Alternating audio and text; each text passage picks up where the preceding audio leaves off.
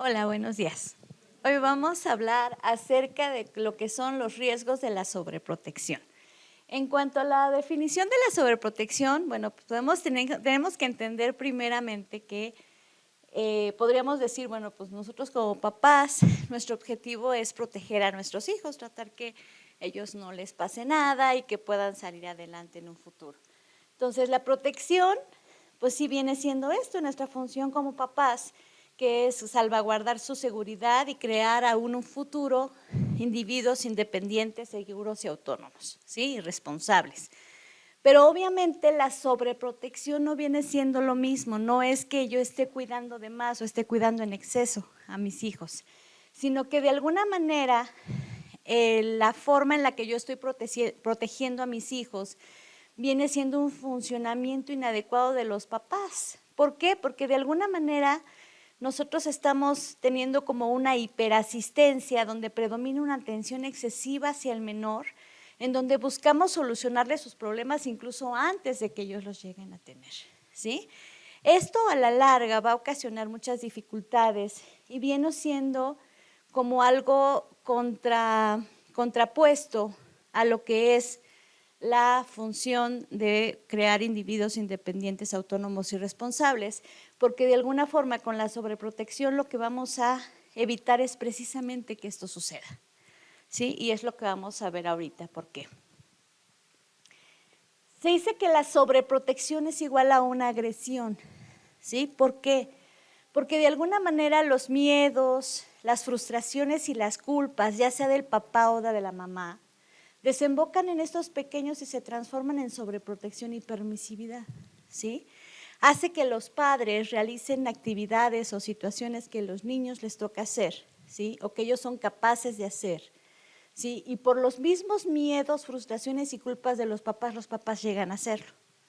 Entonces, esto hace que de alguna manera se convierta en un maltrato inconsciente hacia los menores, ¿sí? Porque hace estragos en su desarrollo y su madurez emocional, así como el abandono y el desamparo, ¿sí?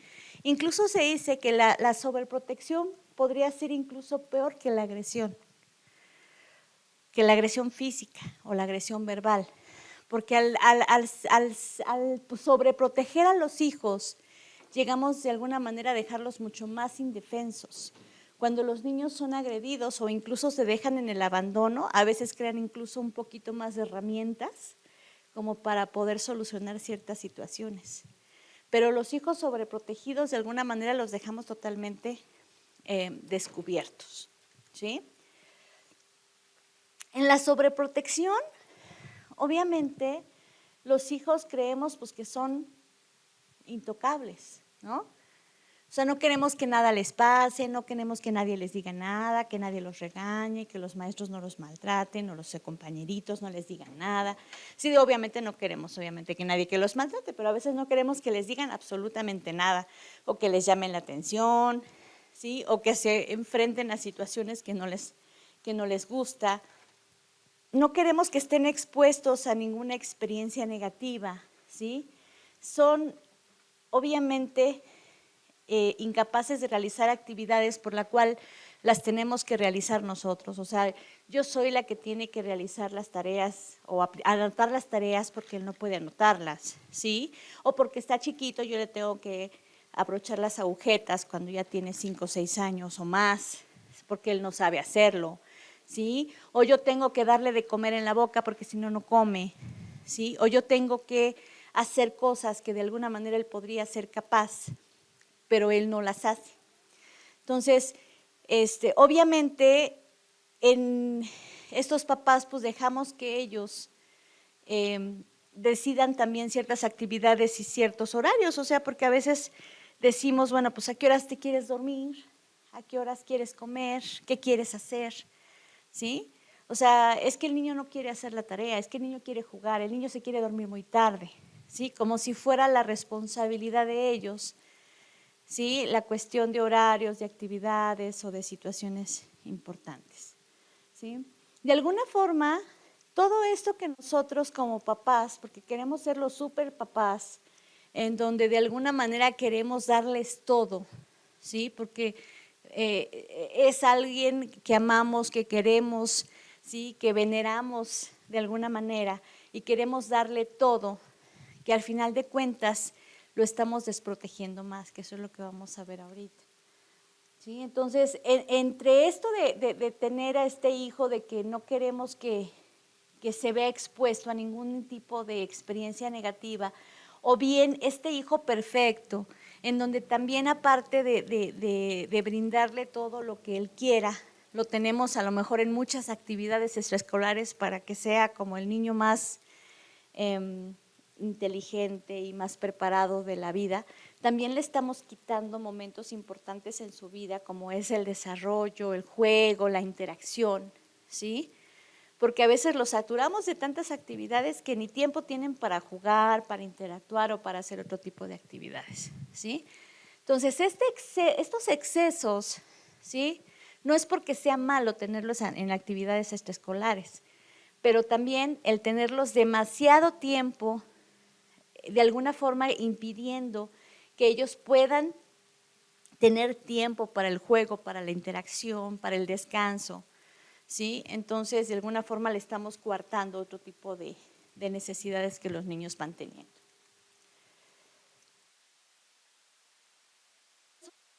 Pues están estas mamás que de repente, pues sí, se la pasan, como dicen, tras del niño, ¿no? Como para que vaya a comer, ¿no? Para que coma, ¿sí? O sea, el niño se la pasa corriendo y de repente llega, abre la boca y la mamá le da la comidita en la boca, ¿no? O la mamá anda con la cuchara detrás del niño para que el niño coma. ¿Sí? O sea, ¿cuál es el mensaje que le estamos dando al niño en ese momento? ¿Sí? O sea, tú no eres capaz ni siquiera de sentarte a venir a comer. ¿Sí? O sea, si se fijan todo lo que nosotros hacemos, como esa parte de quererlos sobreproteger, de querer que no se esfuercen, de querer que no tengan ningún tipo de frustración o de sensación negativa, el lenguaje que hay por debajo de estas actitudes es tú eres incapaz de. Tú no eres capaz de poder hacer tales cosas y necesitas de mí para poder sobrevivir, para poder salir adelante. ¿Sí? Entonces, por ejemplo, ustedes yo creo que les ha tocado verlo, ¿no? O sea, ¿cuántos niños muchas veces no se sientan en la mesa a comer, ¿sí? No están, porque también el niño, bueno, es que si no lo dejo con el celular no come, ¿no? O sea, ¿quién está decidiendo ahí? ¿Sí? El niño, ¿sí? O si no le doy la comida en la boca, casi persiguiéndolo, no va a comer nada. ¿Sí? O sea, ¿en qué momento le estamos quitando esta posibilidad al niño de poder ser capaz de sentarse, de convivir, de interactuar, de comer solo? ¿Sí? Le estamos quitando esa posibilidad de poder desarrollarse. Entonces, desde aquí el mensaje es eso, tú eres incapaz de poder hacer esas cosas, yo tengo que hacer las cosas por ti, porque tú no puedes, ¿sí? Con ese pretexto de que estás chiquito, con ese pretexto de para que no haga berrinche, empezamos a ceder en muchas cosas. Estos papás están sobrevigilando a los hijos, ¿sí? Cuando están todo el tiempo atentos de qué hizo, de qué no hizo, de qué dijo, qué no dijo, de qué forma se sentó, se paró, qué está haciendo, qué no. O sea, una sobrevigilancia en ellos, ¿sí? Aquellos papás que se la pasan en la escuela, que porque el amiguito ya le dijo algo, que porque el amiguito ya le pegó, que porque el maestro lo regañó, que porque le llamaron la atención, que porque ya le bajaron un punto, que porque le pusieron un trabajo que él no quiere hacer, que porque él no quiere tener trabajos en equipo, solamente individuales. ¿Sí me explicó? O sea, aquellos papás que se la pasan en la escuela, que incluso se hacen miembros de la Asociación de Padres de Familia para poder estar ahí las 24 horas del día pegados al niño a ver qué el niño está haciendo, ¿sí? Y con qué cara lo ven los compañeritos y con qué cara lo ve el maestro y qué le dijo y qué están haciendo los demás, ¿sí? Y los padres totalmente hipervigilantes. ¿Cómo creen que se siente ese niño? ¿Cómo se sentirían ustedes teniendo unos papás así? ¿Conocen papás de esos? ¿Sí? Papás que de alguna manera se la pasan en la escuela todo el tiempo. Sí, fíjense, no siendo nuestros papás así como que ya se intimidaba uno, imagínense siendo sus papás, ¿no? Entonces, de alguna manera estos papás, pues obviamente lo que hacen es, el mensaje que le están mandando a los hijos es, tú necesitas que yo te resuelva todo el tiempo porque tú eres incapaz de poder hacerlo, ¿sí? Tú no eres capaz de poder solucionar un conflicto con tu compañero. Tú no eres capaz de poderle decir al maestro, maestro, no le entiendo tal cosa, ¿sí? Tú no eres capaz de poder enfrentar que sí te equivocaste y si reprobaste el examen, lo reprobaste y no pasa nada, ¿no? Porque muchas veces también esta parte de querer a los hijos perfectos, ¿sí? Nos cuesta mucho trabajo el aceptar que mi hijo se puede equivocar, ¿sí? Entonces, ¿para que no se equivoca, qué hago? Para que no se equivoque el hijo, hago las cosas por él. Y obviamente eso le va a ayudar al hijo, eso va a ser algo favorable para él, ¿sí? Claro, sí, o sea, él tiene que ir aprendiendo a través de los errores de la vida, porque todos nos equivocamos en la vida y todos vamos aprendiendo a través de los errores. Escuchaba, por ejemplo, un ejemplo en Estados Unidos en donde decían que había niños en guarderías, por ejemplo, ¿sí? O en que entraban a kinder, ¿no? En donde de repente los niños iban corriendo en el patio, ¿sí? Y de repente el niño se caía y se quedaba ahí tirado. Entonces las mamás veían, las maestras veían que el niño no se levantaba, ¿sí? Y pues iban corriendo a ver si le había pasado algo. Y no, o sea, el niño estaba perfecto. El problema era que el niño no tenía la capacidad de poderse levantar él solo. ¿Por qué? Porque estaba acostumbrado a que quienes lo levantaban y quienes iban corriendo por él eran los papás, ¿sí? Y eso pareciera algo así como medio fantasioso, pero es algo real y que no pasa tan infrecuentemente, ¿sí? O sea, aquellos papás que de alguna manera nos estamos adelantando, ¿sí? Incluso a las necesidades o a las fortalezas que el niño pueda tener, hacemos que el niño tenga la incapacidad de poder hacer las cosas. O sea, esos niños ni siquiera eran capaces de poderse levantar solos al caerse, ¿sí? Sin que les hubiera pasado nada, ¿eh? Porque los papás los levantaban antes de que ellos siquiera se les ocurriera levantarse. ¿Sí me explicó? Entonces, y eso pasa muchas veces en otros lados, ¿no?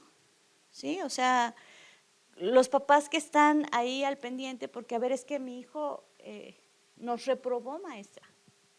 Sí, esta parte de decir es que nos reprobó, ¿sí?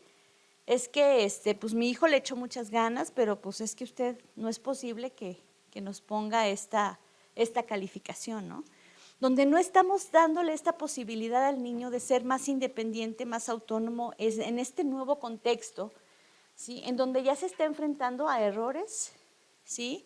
A fracasos y a frustraciones, que de alguna manera le hemos tratado de evitar a lo largo de la vida. Y obviamente le estamos quitando la oportunidad y las herramientas de poder, de alguna manera, el tener esta capacidad de poder salir adelante, ¿sí? Como decía, en la escuela es el mejor escenario para que el niño se enfrente a la frustración y a los errores y a los aciertos, ¿sí? Y al aprendizaje, no nada más de conocimiento, sino también de la vida, ¿sí? Porque aprende a socializar, aprende a interactuar, aprende a decidir qué es lo que quiere, a expresar qué es lo que necesita. Aprende a convivir, aprende a esperar turnos, ¿sí? Cosa que en la casa no les enseñamos. En la escuela sí, en la escuela hay turnos para que le califiquen.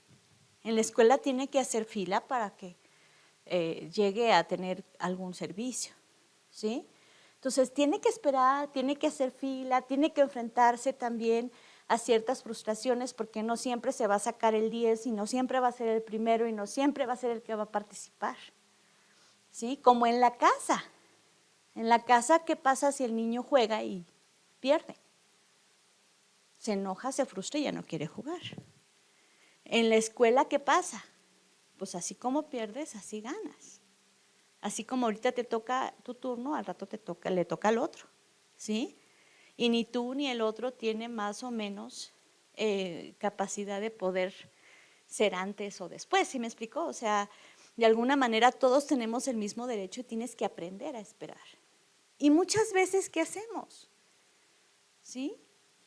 Muchas veces nosotros mismos les impedimos tener esa posibilidad de aprendizaje incluso en la escuela, donde ya están a salvo de nosotros, todavía vamos a la escuela a tratar de seguir protegiendo al hijo. Esta parte que le llaman del hijo, del papá, sí, si ustedes saben, por ejemplo, cuando nieva, ¿cómo se dice? Cuando cae nieve en alguna parte, ¿sí? Y de repente no se puede caminar o no pueden andar los carros, pues pasan las máquinas, ¿sí? Y van arrastrando la nieve para que pueda caminar el auto, ¿no? Entonces hay papás que de alguna manera intentan como todo el tiempo irle abriendo camino al menor, al niño, al adolescente. O sea, en lugar de ayudar al hijo a prepararse para la vida, como habíamos dicho que es nuestra función, preparan la vida para el hijo. Entonces, ¿cuál creen que va a ser el desenlace? ¿Sí? O sea, de alguna forma lo estamos ayudando a ser independiente, responsable, a resolver conflictos, a tener capacidades y habilidades. Porque todo lo estamos resolviendo. Entonces, de alguna forma también, esto es un ejemplo de sobreprotección. Y esto que decíamos, ¿no? De que queremos hijos perfectos y sabios y genios, y entonces los metemos a todas las 1001 actividades extraescolares y el niño tiene su agenda de pie a pa totalmente llena, ¿sí? Y no tiene ninguna capacidad para jugar, ¿sí? Para interactuar con los demás, en donde el juego es parte muy importante en el desarrollo del niño. ¿Por qué? Porque el juego nos ayuda a la creatividad, a la imaginación, al proyecto de vida, ¿sí? Porque nosotros jugamos que queremos ser en un futuro.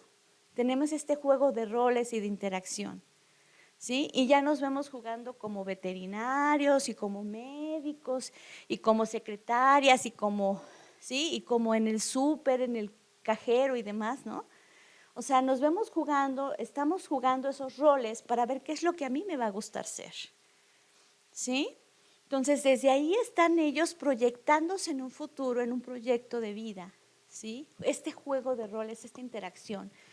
Eso, un juego individual, pero también en el juego de interacción con los demás, ¿sí? Con los vecinitos, con los primos, con los hermanos, también hace que ellos empiecen a tener esa interacción de esperar, aprender a esperar turnos, aprender a tolerar la frustración, ¿sí? Aprender a ser empáticos, aprender a ser tolerantes, cosas que de alguna forma les estamos negando esa posibilidad de aprender. Hoy en día lo que es el juego libre es algo que se nos ha olvidado mucho, mucho, mucho, y mucho es por la inseguridad, por las faltas de tiempo y por las cuestiones tecnológicas, ¿sí? Porque el niño se las pasa en el videojuego o en la computadora. Entonces no tiene esta capacidad del juego libre, ¿sí? O de la interacción con los demás y le estamos quitando estas posibilidades de desarrollo.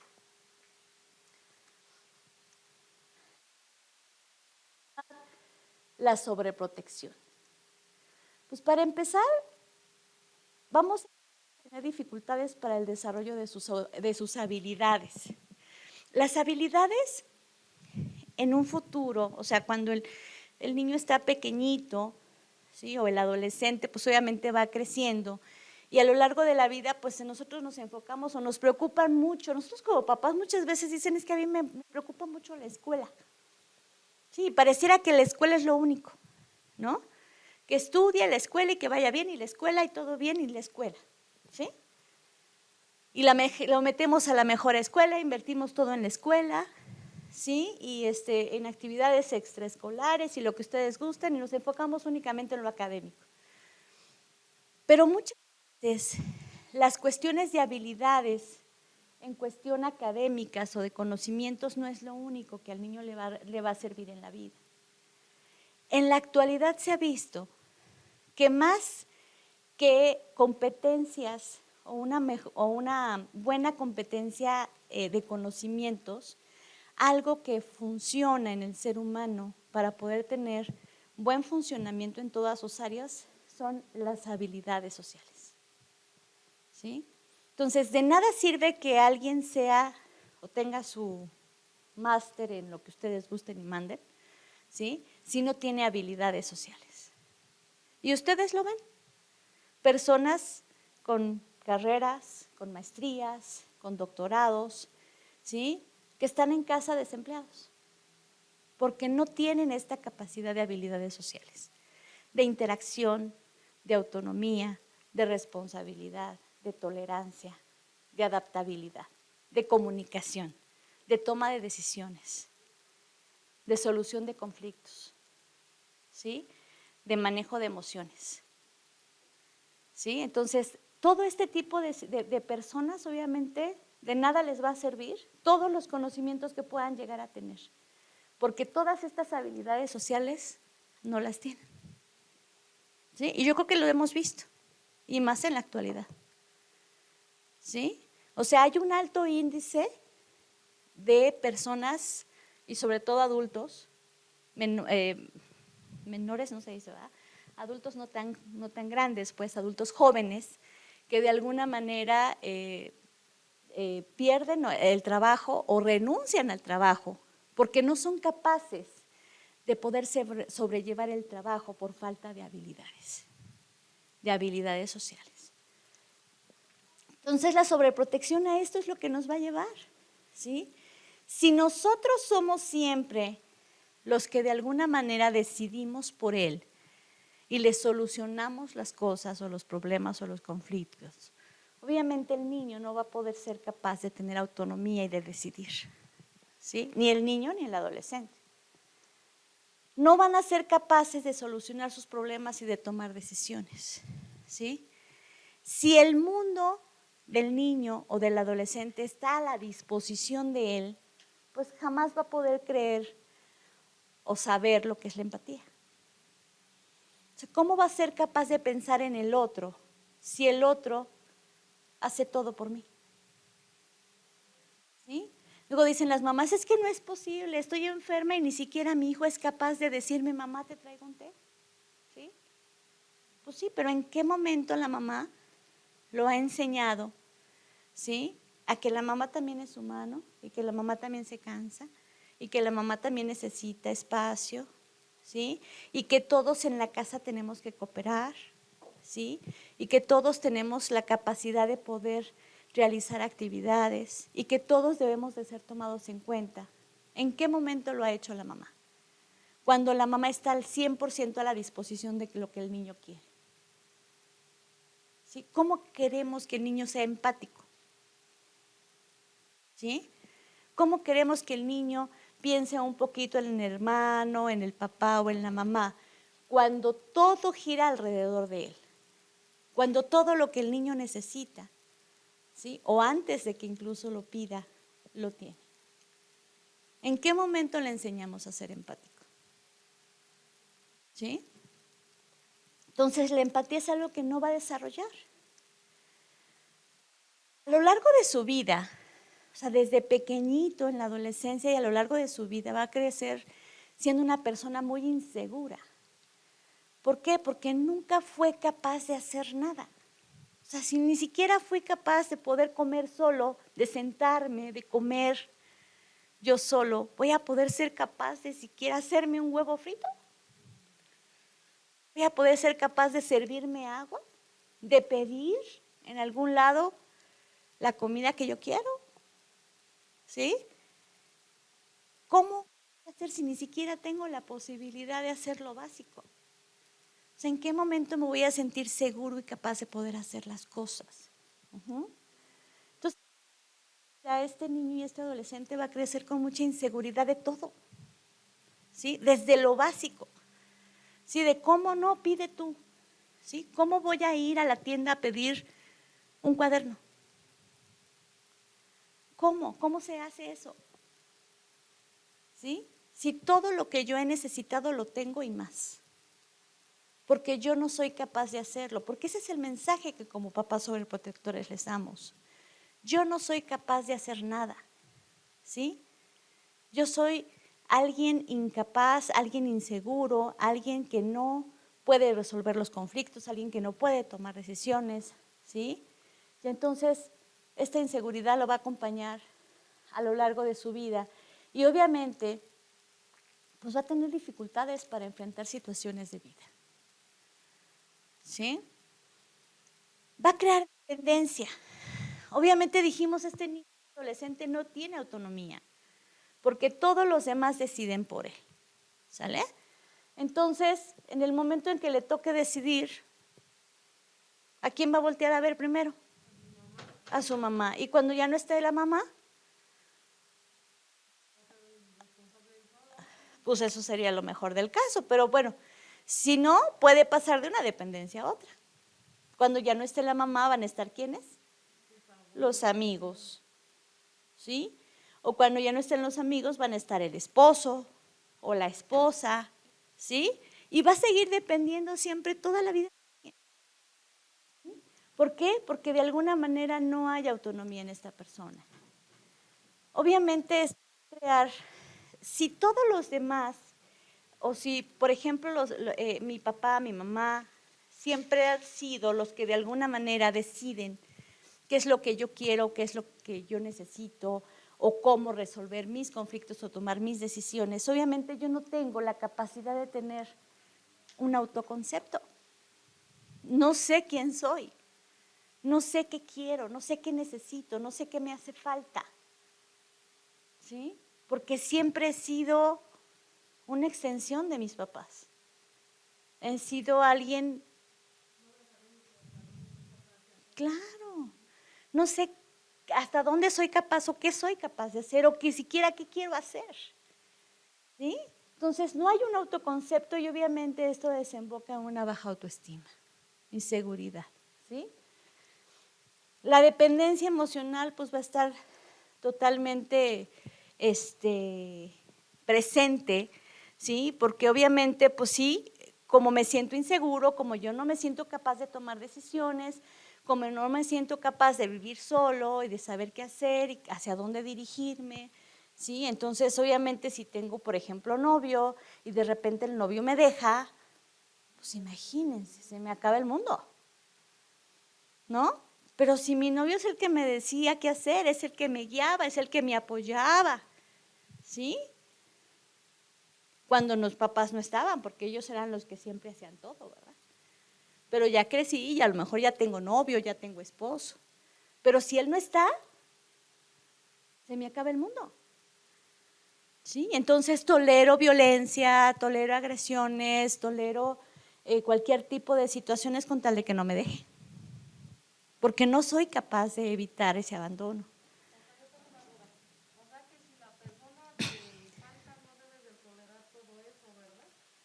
Pues no, o sea, de lo que se trata es precisamente tratar de evitar esta dependencia, tratar de ser autónomos, independientes. Por eso es a los riesgos que nos va a llevar la sobreprotección, ¿sí? Finalmente de alguien, pues a veces vamos a depender de otras cosas, ¿sí? O cosas económicas, ¿no? De querer siempre llenar ese vacío que tengo, porque como no sé ni siquiera quién soy, qué necesito, ¿sí? ¿Qué me hace falta? Entonces empiezo a llenarme también o de cosas materiales, ¿sí? O incluso llego a la dependencia de sustancias, de alcohol, tabaco, drogas, como una forma de satisfacer ese vacío que de alguna manera estoy sintiendo. Imposibilidad de aprender de sus errores, ¿sí? ¿Por qué? Porque ni siquiera se le deja al niño equivocarse, ¿sí? Porque como pobrecito está muy pequeñito, está chiquito, ¿sí? Tiene 8 añitos, está chiquito, ¿cómo se va a abrochar las agujetas? No sabe, ¿sí? Pues sí, hay que dejarlo, ¿no? Pero, o sea, ¿cómo? ¿No?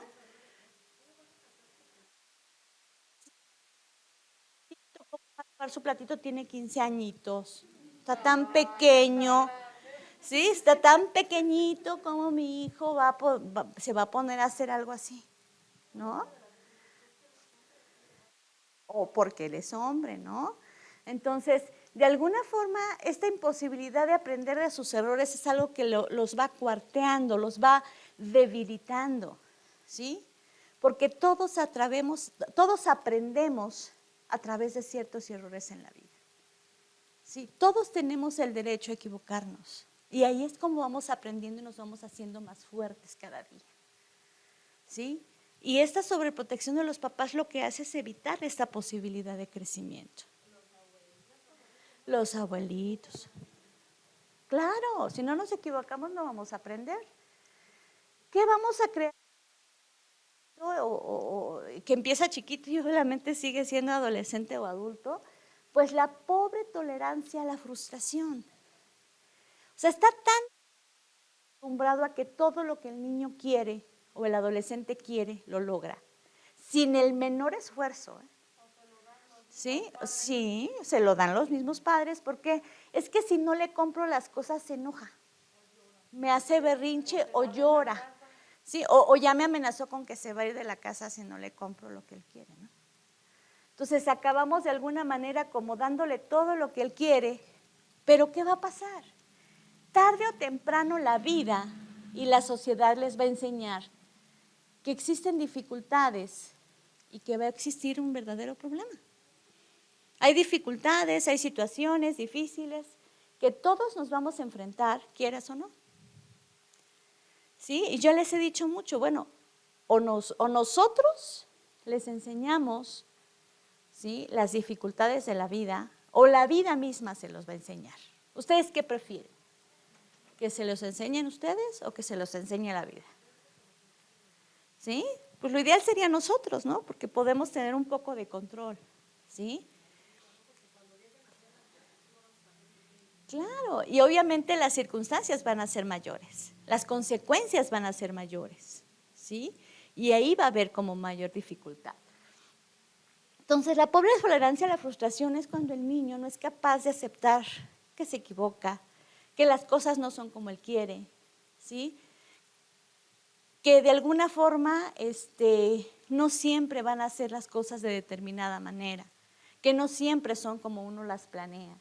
¿Sí? El adolescente que llega y que se le declara su amor platónico y que a la que quiere que sea su novia y que le dice que no, ¿sí?, al amor de su vida, ¿sí?, a la mejor y más maravillosa mujer del mundo, y le dice que no, ¿no?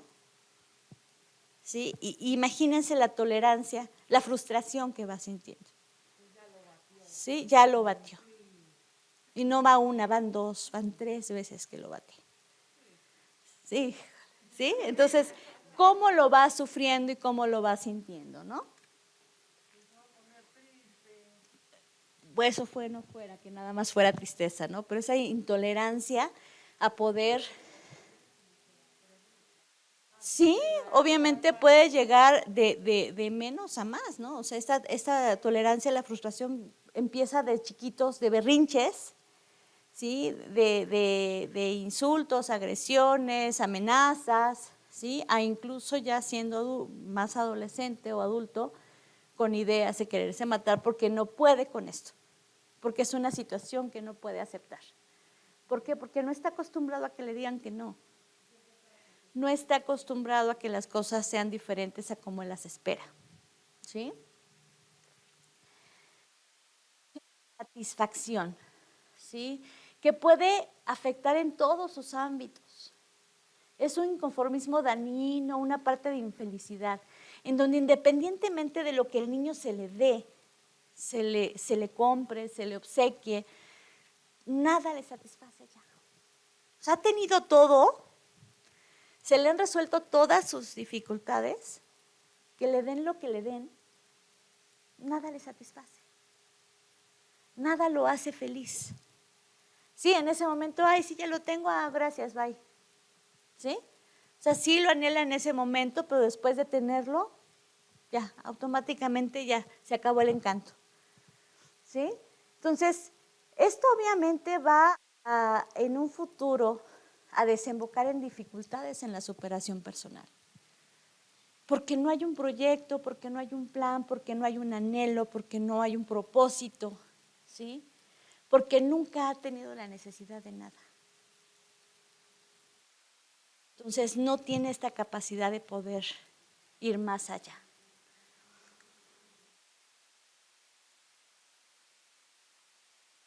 Si Dios nos permitiese progresar por nuestra vida sin obstáculos, nos convertiría en inválidos.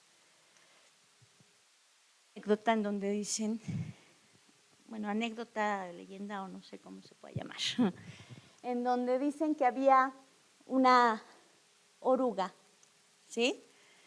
Que bueno, estaba en el techo de una casa, ¿sí? En donde estaba colgando y después empezó a hacer mucho frío y empezó a llover y se cayó, ¿sí? Entonces, pues llegó un hombre muy, muy bueno, entonces lo vio y entonces lo agarró con mucho cuidado y lo puso en una vitrinita con pajita y le puso un foquito para que estuviera en un ambiente agradable y pudiera sobrevivir y estar tranquila, ¿sí? Y la orujita se fue desarrollando, ¿sí?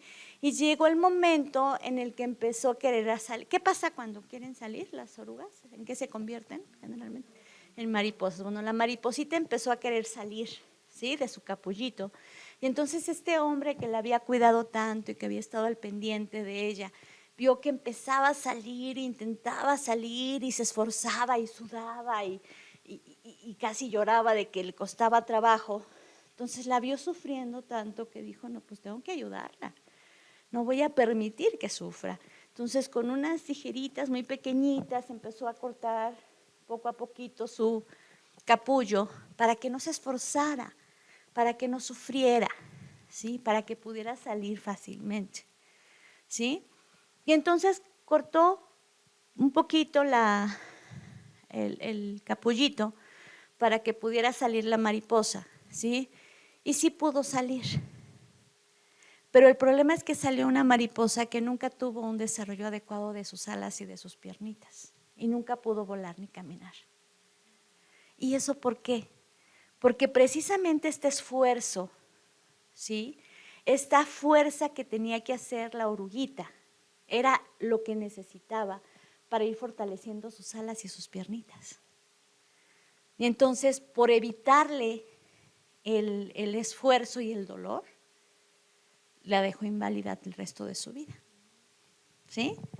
Entonces, eso es un ejemplo como nosotros mismos, por querer evitarles a nuestros hijos el dolor y el sufrimiento, podemos dejarlos inválidos en otras áreas. Podemos quitarles la posibilidad de desarrollarse en otras áreas. ¿Sí? Entonces, lo que aparentemente podría ser algo bueno, puede ser algo muy dañino para ellos.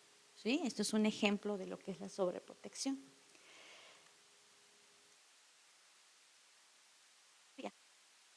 La naturaleza lo que busca, obviamente, es que cada organismo pues, sea lo más independiente, que pueda valerse por sí mismo, ¿sí? Y que de alguna manera pues pueda salir, digamos, ileso de las situaciones adversas de la naturaleza, ¿no?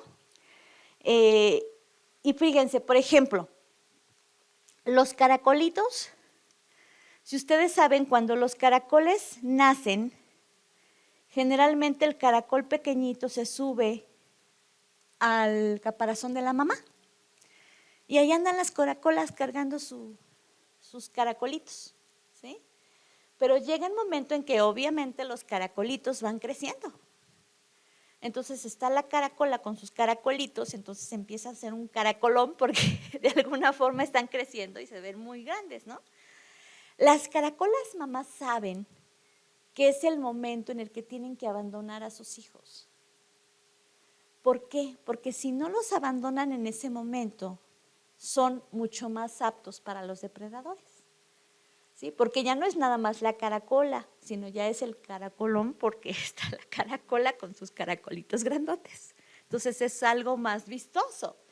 Entonces lo que se trata es de que todos puedan sobrevivir en la naturaleza. Entonces se baja a sus caracolitos de su concha y los deja, ¿sí? Por el bien de todos, para que todos aprendan a ser responsables, independientes y tener más posibilidades de sobrevivir en el bosque, ¿sí? O sea, ese acto que pareciera de alguna manera un tanto como cruel, ¿sí? Como egoísta, es un acto de amor. La caracola quiere a sus hijos. Para que ella sobreviva y para que sus hijos sobrevivan, tiene que dejarlos libres. Tiene que dejarlos que sean independientes y que cada quien busque su camino, ¿sí? Obviamente ella sabe que ya los enseñó a comer, que ya los enseñó a ir al baño, que ya los enseñó a, ¿sí? A cuidarse de las situaciones adversas de la naturaleza y tiene que dejarlos ir. Y sabe que tiene que dejarlos ir para que puedan sobrevivir. Los pajaritos, ¿sí? Hay especies de pajaritos que, por ejemplo, están en su nido. Y pues aquí van los pajaritos y la mamá llega y les da sus lombrices, sí, serpientes no creo, pero sus lombricitas, ¿no? Y les da de comer y los va alimentando, ¿sí? Y los pajaritos pues felices aquí alimentándose con la mamá, ¿sí? Pero de repente los pajaritos van creciendo, ¿sí? Van creciendo y entonces pues llega el momento en el que el nido no es lo suficientemente fuerte, ¿sí? Y se desfunda. Y los pajaritos no les queda otra más que ¿qué? O vuelan, no les queda de otra. Pero la naturaleza es sabia porque cuando las pajaritas se dan cuenta, ¿sí? De que el nido no se desbordó lo suficiente, lo que hacen es ir quitando las ramitas, ¿sí? Ir quitando las ramitas de abajo porque ahí están los pájaros ahí que con trabajo sí caben y nada más no se desfunda, entonces las pájaras dicen, ahora es cuando. O sea, estos ya se tienen que ir de casa y tienen que volar. Y las pajaritas empiezan a desfundar el nido para que los pajaritos vuelen y sean independientes. ¿Y los seres humanos qué hacemos? ¿Sí? Si se está desfundiendo, le vamos cosiendo y le ponemos más pajitas. Y si ese pájaro llega, conoció otra pajarita y tiene pajaritos, entonces le hacemos otro nido más grande. Entonces está el nido de los pájaros abuelos, más los pájaros hijos, más los pájaros nietos, más los esposos de los nietos y los hijos de los nietos de los, ¿sí? Y de todos los que se quieran sumar a la comunidad, ¿sí? O sea, en lugar de ayudarlos a ser independientes, responsables y a que vayan y luchen, ¿sí? Al contrario, ¿no? Porque al momento en que le estamos proporcionando desde lo básico, les estamos quitando esta posibilidad de poder tener más herramientas en la vida, ¿sí? Bueno. Que están de forma continua pendientes de evitar que sus hijos se expongan a situaciones conflictivas, angustiosas o dolorosas, ¿sí? El precio de no exponerlos a la infelicidad es que nunca van a aprender a enfrentar el mundo y van a crecer vulnerables. El hecho de crecer vulnerables en la vida es hacer a los niños no resilientes, ¿sí? ¿Han oído hablar del término resiliencia?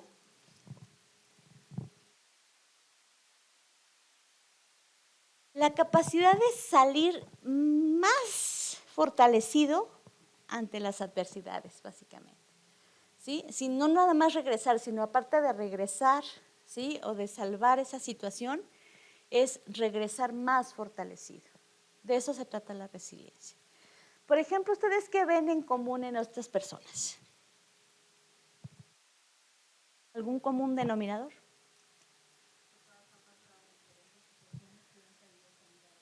Exacto, que todas han pasado diferentes situaciones difíciles y han podido salir adelante incluso más fortalecidos que antes de la situación difícil. ¿Sí? Viktor Frankl, que de alguna manera perdió a su familia, perdió a sus hijos, a su esposa, a sus padres, ¿sí? Y a pesar de eso salió adelante después de estar, ¿sí?, en los campos de concentración, ¿sí? Y trató de ayudar y de hacer y de buscar un sentido de vida para poder salir adelante, ¿sí? Personas con discapacidades, en donde la discapacidad, más que ser una limitación, es una fortaleza que los hace salir adelante, ¿sí? ¿Quién es ella? Sí, Frida Kahlo también estuvo en una situación difícil durante mucho tiempo en su vida y a pesar de eso no se dejó vencer. A pesar de eso pudo seguir adelante y haciendo lo que ella sabía hacer, lo que le gustaba hacer y poder hacerlo pues de la mejor manera para poder, ¿sí?, proyectarse en la vida. ¿Quién es?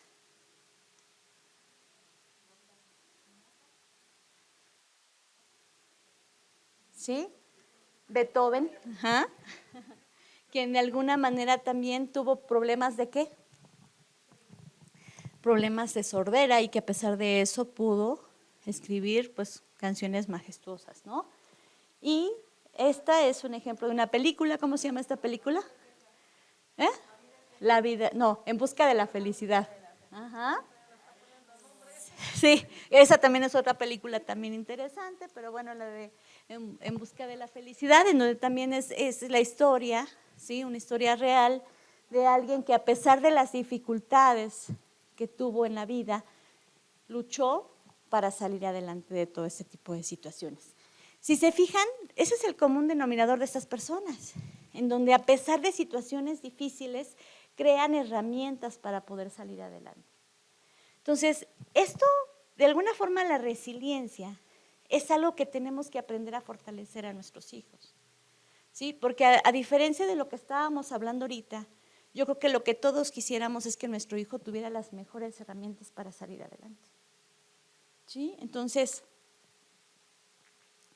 vamos a ver que al final de cuentas la resiliencia es lo que no me mata me hace más fuerte, ¿no? O sea, todas las situaciones difíciles en la vida son una oportunidad de poder salir más fortalecido. La resiliencia es un proceso dinámico, constructivo, de origen interactivo, sociocultural, que conduce a la optimización de recursos humanos. ¿A qué se refiere con eso? Proceso dinámico, ¿por qué? Porque a lo largo de la vida, ¿sí?, vamos pasando por situaciones tanto positivas como negativas. Y todo el tiempo este tipo de situaciones son una oportunidad de crecimiento. Todo lo que nosotros vamos viviendo podemos utilizarlo como una oportunidad de crecimiento, como una forma o una posibilidad de poder salir adelante, ¿sí? De origen interactivo porque al final de cuentas somos seres sociales y tenemos interacción todo el tiempo con las demás personas, ¿sí? Obviamente nuestro contexto sociocultural nos va a ayudar a optimizar también nuestros recursos como seres humanos y esto va a hacer que nos permita sobreponernos a las situaciones adversas, ¿sí? Se manifiesta desde distintos niveles, tanto biológico, neurofisiológico, endocrino y a nivel de los estímulos neuromentales. ¿A qué se refiere con esto? Que básicamente el fortalecimiento del ser humano no nada más es a nivel social, sino también tiene que ver con la cuestión biológica, psicológica y social, ¿sí? Al final de cuentas somos seres integrales, ¿sí?, en donde todas las áreas interactúan una con otra, ¿sí? Si nosotros tenemos la capacidad, digamos, social de poder tener estabilidad, de poder tener capacidades, habilidades, eso nos hace fortalecernos biológicamente también. Nuestro sistema inmunológico, ¿sí?, nos hace menos propensos a enfermedades, ¿sí?, nos protege para cierto tipo de situaciones, ¿sí? Entonces ahí va la interacción biológica, psicológica y social, ¿sí? Igual, si nosotros estamos muy estresados, muy ansiosos, muy inseguros, todas estas sustancias químicas del cerebro, ¿sí?, se alteran y eso hace que baje nuestro sistema inmunológico y que seamos más propensos a enfermedades y obviamente eso altera nuestras capacidades sociales. ¿Sí me explicó? O sea, al final de cuentas somos seres interactivos. Las personas más resilientes tienen mayor equilibrio emocional frente a las situaciones de estrés, soportando mejor obviamente la presión. Esto les permite una sensación de control frente a los acontecimientos y mayor capacidad para afrontar los retos. En pocas palabras, ¿la sobreprotección va a ser algo que nos va a ayudar a ser resilientes? Pues no. Entonces, de lo que se trata es precisamente de buscar todas estas capacidades que de alguna manera nos van a ayudar a fortalecer a nuestros hijos, no a debilitarlos. ¿Sí? La resiliencia de resistencia que se prueba en situaciones de fuerte y prolongado estrés, como por ejemplo una pérdida inesperada de un ser querido, el maltrato o abuso físico o psíquico, el abandono afectivo, el fracaso, las catástrofes naturales o la pobreza extrema. ¿Sí? Ante situaciones de estrés, yo creo que todos hemos vivido, ¿sí?, situaciones de estrés importante. La pandemia ha sido una situación de estrés importante. ¿Sí? Los temblores, ¿sí?, los terremotos han sido situaciones de estrés importante. ¿Sí? Y ahí es donde la comunidad y el individuo y las familias se van fortaleciendo en ese tipo de situaciones y donde vamos aprendiendo a interactuar, a apoyarnos, a ser empáticos, a ser autónomos, a ser más independientes ante este tipo de situaciones adversas. Entonces, si dijimos que lo que no queremos con nuestros hijos es precisamente el que ellos sean más vulnerables y no vamos a querer sobreprotegerlos, pues lo que vamos a tratar de hacer es fortalecerlos en la resiliencia, ayudarlos a ser más resilientes, más fuertes, ¿sí? Y estos son los factores que de alguna manera van a empezar a promover su resiliencia. En primero tenemos la autoestima. La autoestima es algo muy importante, ¿sí? Habíamos dicho que si al niño todo el tiempo lo sobreprotegemos y le hacemos todo, pues el mensaje que le estamos dando es que él no es capaz, ¿sí? Y le estamos diciendo que él no es capaz ni siquiera de poder conocerse o saber siquiera qué es lo que necesita o qué es lo que quiere. Entonces, obviamente eso no es un factor que nos genera autoestima. Entonces, es bien importante que nosotros tratemos de fomentar en nuestros hijos su autoconocimiento. A ver quién eres, qué te gusta, qué quieres, qué necesitas, ¿sí? ¿Cómo eres tú? ¿Quién eres tú?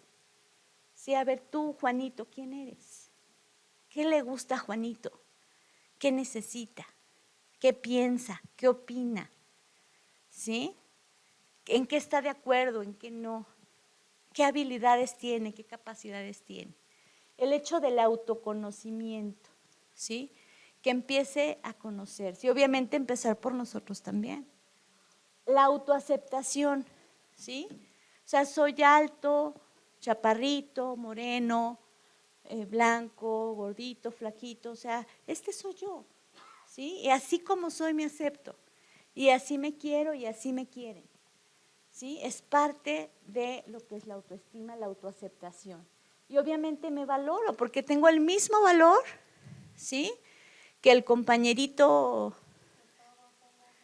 Todos somos iguales y todos tenemos el mismo valor que el compañerito que saca 6, que el que saca 7, el que saca 10, el que está alto, el que está chaparrito, el que está moreno, el que está blanquito. Todos de alguna manera tenemos el mismo valor.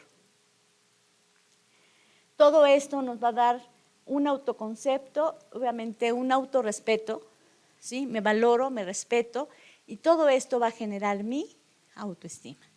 Entonces, la autoestima es algo bien importante que tenemos que tratar de fomentar para poder fortalecer la resiliencia en nuestros hijos. ¿Sale? Seguir la vocación.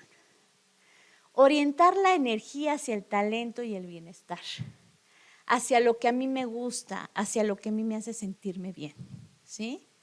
Hablábamos, por ejemplo, que el juego es bien importante, el juego libre en los niños y en los adolescentes, ¿sí? Entonces es bien importante que los niños aprendan a jugar, a interactuar, a frustrarse, a esperar turnos, ¿sí? A interactuar, a convivir. Ajá.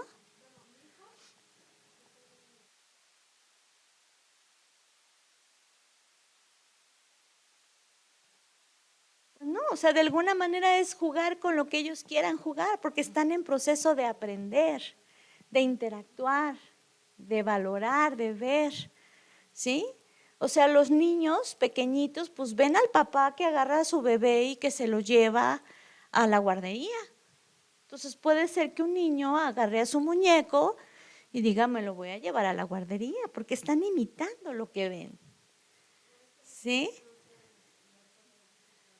Sí, o sea, pueden jugar, o sea, pueden tener un juego libre en donde puedan tener como una infinidad de imaginación, de, de proyectos, de planes, de ideas, de juegos, ¿sí? Que al final de cuentas es parte de echar a andar su imaginación y su creatividad.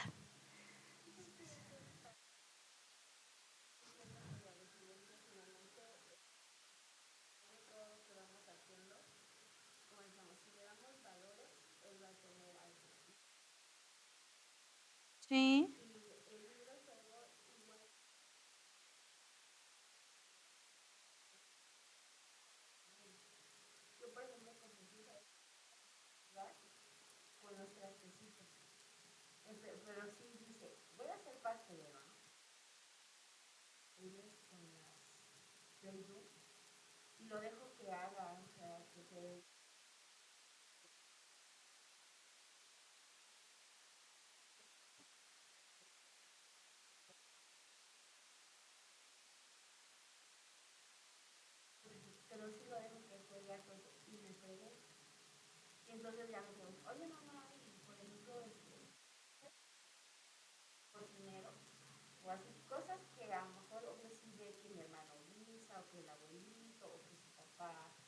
porque es parte del conocimiento del mundo y de la vida. O sea, el juego es parte del juego de roles, ¿no? De lo que ellos ven, de lo que ellos imaginan, de lo que ellos observan.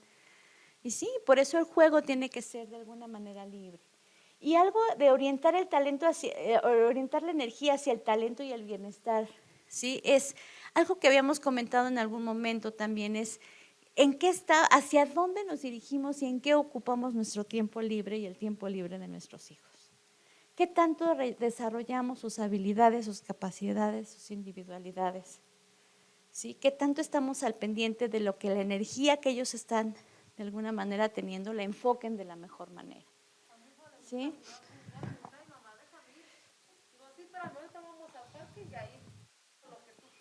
Uh-huh.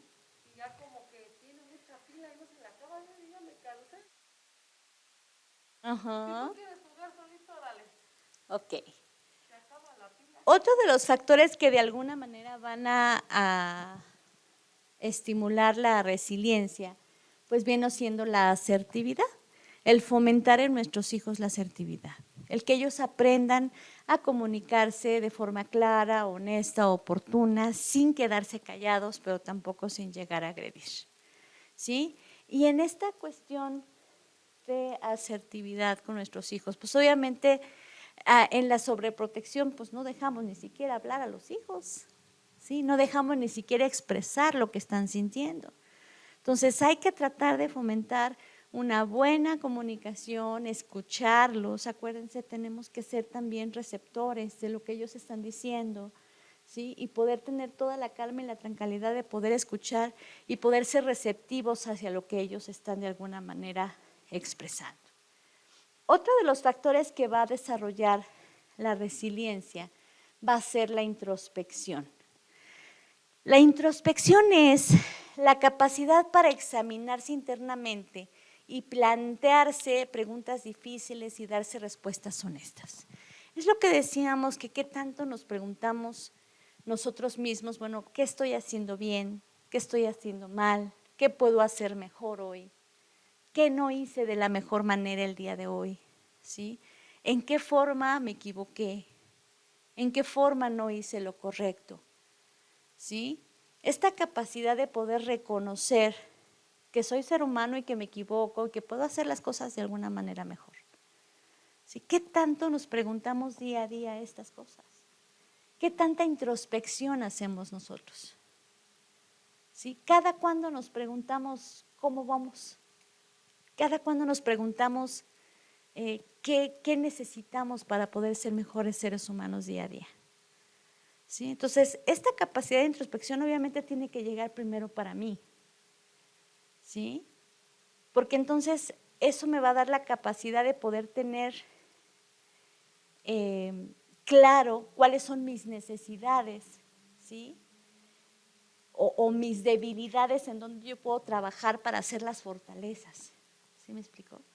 Entonces me va a hacer un ser humano más fuerte, más capaz, ¿sí? Con más habilidades para poder enfrentar las situaciones o los problemas en la vida. Entonces, obviamente la introspección tiene que empezar por mí, ¿sí? Por mí día a día. Todos los días es importante tener un momento de introspección y de analizar nuestras actitudes, nuestras formas de actuar, nuestras formas de hablar, ¿sí? De relacionarnos con los demás. Y obviamente eso es una capacidad que podemos fomentar en nuestros hijos. El optimismo, el ver el lado positivo del mundo, de la vida y de nosotros mismos.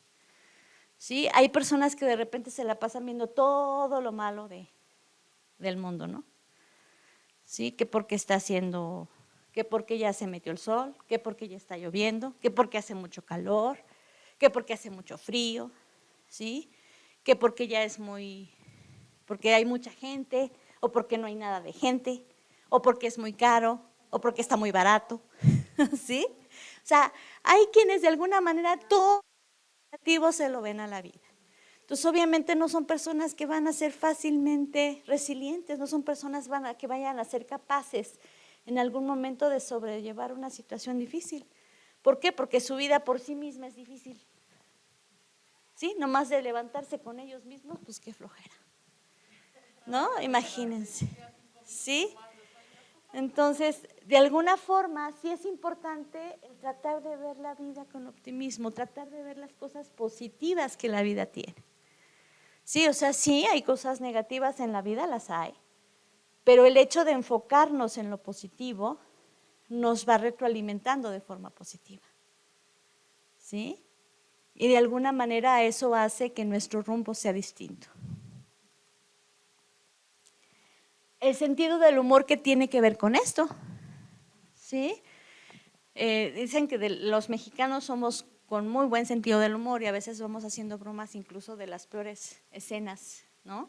O de las peores circunstancias de nosotros mismos, nos reímos de nosotros mismos hasta de nuestras situaciones más complicadas.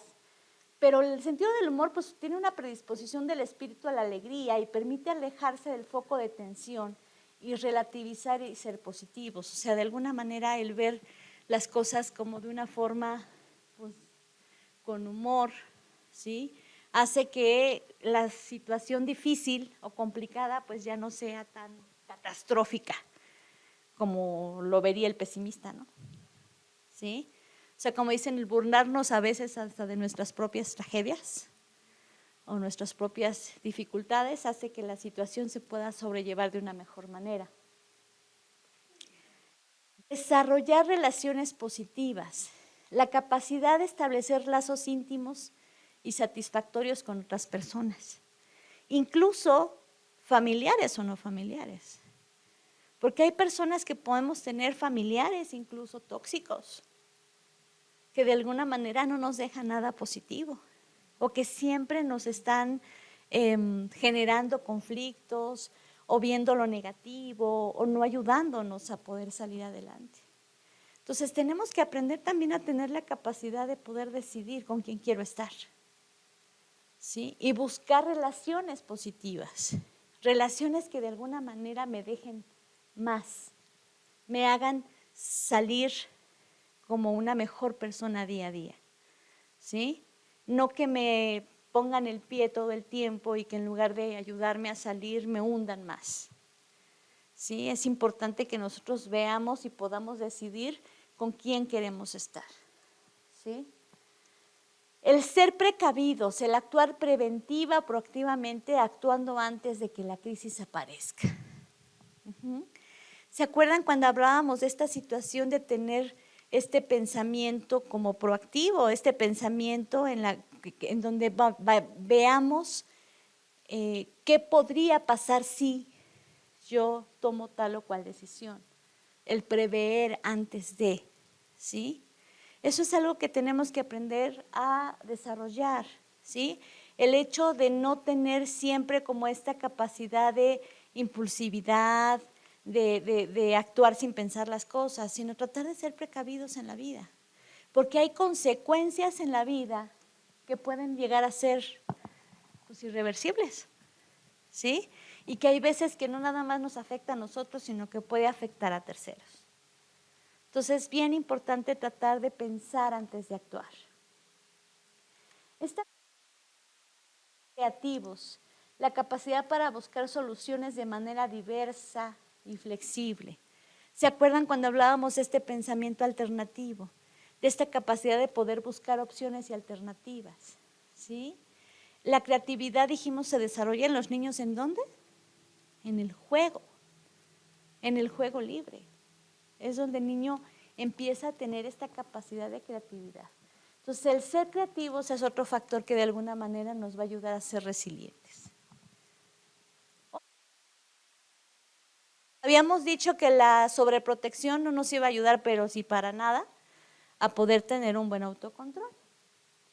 Pues el autocontrol nos va a ayudar a aprender a regular la reactividad, sirviéndonos de la racionalidad y de la lógica, saber cuándo frenarnos para evitar muchos problemas. No sé si he platicado acerca de este estudio que se hizo con niños, en donde se había escogido a varios niños, ¿sí? En un estudio clínico, en donde a los niños se les puso en un cuarto, se les dejó un bombón, ¿sí? Y les decía, ¿sí? Que si ellos se lo comían, podían tener el derecho de tomárselo en ese momento, pero si no lo comían y esperaban, podían en algún momento tener la opción de otro más, ¿no? ¿Sí? Y que en un futuro se vio que quienes tenían esta capacidad de autocontrol, en un futuro llegaron a tener como mejores habilidades y capacidades a nivel laboral, social, familiar, ¿no?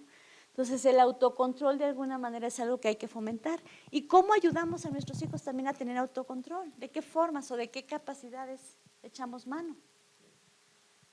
Nosotros como papás, ¿sí? Cuando les decimos que no, cuando les ponemos límites, cuando les ponemos reglas, cuando los hacemos esperar, ¿sí? Ahorita en este momento no puedo darte esto, tienes que esperarte, ¿sí? A mañana, al rato, ¿sí? Más tarde, ¿sí? Entonces el que ellos aprendan a esperar, el que ellos aprendan a tolerar, el que ellos aprendan de alguna manera a ser un poco más, pues sí, a aceptar esta cuestión de límites, de reglas, de espera, de tolerancia, ¿sí? Que de alguna manera les va a ir dando fortalezas en un futuro. Evaluar las expectativas. Algo bien importante también es que cada uno de nosotros tiene que aprender a conocer sus habilidades y sus capacidades. Habrá quienes son buenos para el fútbol, ¿sí? Habrá quienes no. O sea, a lo mejor si a mí me ponen a jugar fútbol, pues no voy a dar una, ¿verdad? Pero a lo mejor si a este joven guapo lo ponen a dar una sesión, pues a lo mejor tampoco va a dar una. ¿Sí? Cada quien puede ser apto para cualquier tipo de situación, o sea, para situaciones diferentes. Entonces es importante que cada uno de nosotros se conozca sus habilidades, sus capacidades y poder enfrentar, ¿sí? O enfocar, digámoslo así, cada situación con la habilidad y la capacidad de cada quien. El definir un proyecto de vida es algo bien importante. La acción siempre abierta y renovada de superar el presente y abrirse camino hacia el futuro, a la conquista de sí mismo y del mundo en el que se vive, ¿sí? El proyecto de vida es algo bien importante y algo que tenemos que fomentar día a día, en nuestros hijos y en nosotros. ¿Sí? ¿Qué tanto tenemos un claro proyecto de vida de cómo me quiero ver en un futuro? ¿Sí? Nosotros mismos, ¿qué tanto tenemos claro un proyecto de vida? ¿Sí? De cómo me quiero yo ver, de qué capacidades quiero yo tener. Porque una persona que no tiene un proyecto de vida claro está más expuesta a situaciones de riesgo, porque es como tener una brújula sin sentido. Es como no saber hacia dónde ir, es como andar en un barco sin rumbo. El proyecto de vida me va a decir hacia dónde quiero dirigirme, hacia dónde quiero llegar y voy a saber a qué rumbo tomar. Entonces el proyecto de vida siempre me va a dar dirección, ¿sí? Y voy a saber cómo, hacia dónde y de qué manera lograr lo que yo quiero, ¿sí? Cuando no tenemos un proyecto de vida hay amargura y tristeza, porque la mayor parte del tiempo hay una lamentación de los sucesos del pasado y un miedo incierto hacia el futuro. O sea, vivimos en el pasado y con un miedo hacia el futuro porque no sabemos hacia dónde vamos, ¿sí? Entonces es bien importante el poder fomentar un proyecto de vida. Y el hecho de saber hacia dónde nos queremos dirigir no quiere decir que no vamos a disfrutar el camino, ¿sí? Podemos ir disfrutando, o sea, no es nada más, en cuanto yo llegue a la meta ya voy a ser feliz. No, en el camino yo puedo disfrutarlo, ¿sí? O sea, me voy a ir a Acapulco y hasta que llegue a Acapulco ya me la voy a pasar bien. Y mientras en el camino me la paso peleando, agrediendo, ¿sí? Discutiendo y pasándomela mal, pues no, ¿va? Mejor vamos disfrutando el paisaje, cantando, platicando, disfrutando el proceso, ¿sí? Para que entonces el trayecto también sea favorable y cuando llegue a donde quiero llegar también pueda ser algo que yo pueda disfrutar, ¿sí? Entonces, el centrarse en el proceso también es algo bien importante. Todos estos factores son factores que de alguna manera van a ir fortaleciendo la resiliencia en nuestros hijos. Y obviamente tiene que ver con esto de evitar precisamente llegar a la sobreprotección para que de alguna manera, ¿sí?, podamos llegar a fortalecer a nuestros hijos y crear en ellos independencia, individualidad y autonomía. ¿Sale? Pues muchas gracias por haber estado con nosotros y esta sería pues nuestra última sesión en línea. Muchas gracias y eso sería todo.